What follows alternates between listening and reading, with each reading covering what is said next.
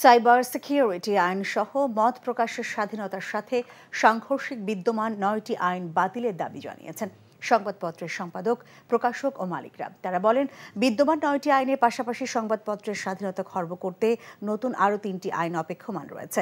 এসব নতুন আইন প্রণয়ন বন্ধের দাবি জানিয়েছেন তারা। তবে তথ্য প্রতিমন্ত্রী মোহাম্মদ এ আরাফাত বলেছেন, পৃথিবীর অনেক দেশ থেকে বাংলাদেশে গণমাধ্যমের স্বাধীনতা বেশি রয়েছে।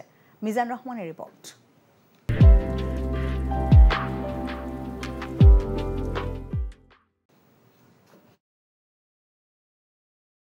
ক্লাবে সংবাদপত্রের মালিক ও প্রকাশকদের সংগঠন নোয়াব সদস্যদের সম্মাননা প্রদান অনুষ্ঠানের আয়োজন করে, যেখানে 50 বছর পার করা দৈনিক ইত্তেফাক, আজাদী, সংবাদ ও দৈনিক পূর্বাঞ্চল পত্রিকার হাতে সম্মাননা তুলে দেন জাতীয় সংসদের স্পিকার ডক্টর শিরিন শারমিন চৌধুরী। এছাড়া 25 বছর পূর্তিতে দৈনিক প্রথম আলো ও মানবজমিন পত্রিকাকেও সম্মাননা দেওয়া হয় অনুষ্ঠানে বক্তারা দেশের বিদ্যমান সাইবার সিকিউরিটি আইন সহ মত প্রকাশের স্বাধীনতার সাথে সাংঘর্ষিক সব আইন বাতিলের দাবি জানান। Right at the moment, there are 9 laws that exist in our statute that work directly or indirectly against the freedom of the media. There are 3 other laws which are in the process of being formulated. 9 laws already exist. If I may be totally mistaken, but I don't think there are 9 laws against smuggling, against money laundering. Why are there 9 laws against the media? অনেকবার এই নবাবের থেকে চিঠি দিয়েছি, আমাদের সাথে আলোচনা করা হোক, কিন্তু আমাদেরকে অলমোস্ট অন্ধকারে রেখেই কিন্তু রাতারাতি আইনটা পাস করা হয়েছে। এছাড়া দেশের মানবাধিকার, গণতন্ত্র, আইনের শাসন ও জনগণের চাওয়া পাওয়ার তথ্য প্রকাশে গণমাধ্যম কর্মী থেকে শুরু করে সম্পাদক, মালিক সবারই আগের চেয়ে বেশি চ্যালেঞ্জের মুখোমুখি হতে হয় দাবি করে এই অবস্থার উন্নয়নে সরকারকে যথাযথ পদক্ষেপ নেওয়ার দাবি জানান বক্তারা।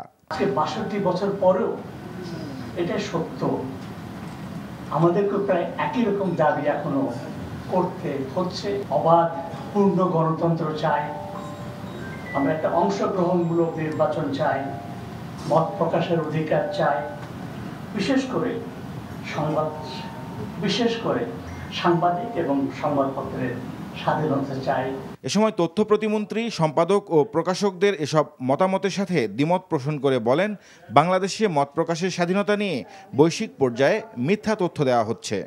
Just because RSF has come out with a ranking and that shows that Bangladesh has dropped, downgraded by 2 notches, that is not necessarily the case. Because is it possible that Bangladesh's media environment is worse than Afghanistan? Ask your common sense. Is it possible? It is possible only when there is some miscalculations are done in your study or something wrong in your methodology. অনুষ্ঠানে speaker Shirin Sharmin Chowdhury রাষ্ট্রের চতুর্থ স্তম্ভ হিসেবে সংবাদপত্রকে দায়িত্ব পালনে এই শিল্প সংশ্লিষ্ট সবাইকে আরও বেশি যত্নবান হওয়ার আহ্বান জানান।